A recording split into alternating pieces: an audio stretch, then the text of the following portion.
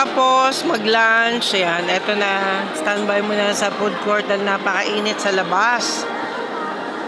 Ayan, natid lang po namin ang susi ng paupahan para po naman hindi na kami babalik-balik at kailangan kong bumalik sa bahay para sa aking mahal na ina. Ayan.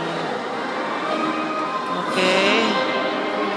At ngayon nandito kami sa Robinsons sa Antipolo kung saan meron ng event na tinatangal ngayon.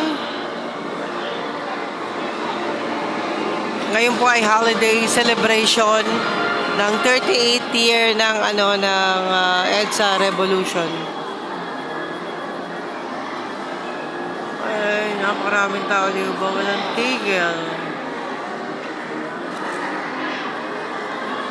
Okay, katatapos lang po ng International Manila Marathon kung saan ginawa ho yan sa Samoa.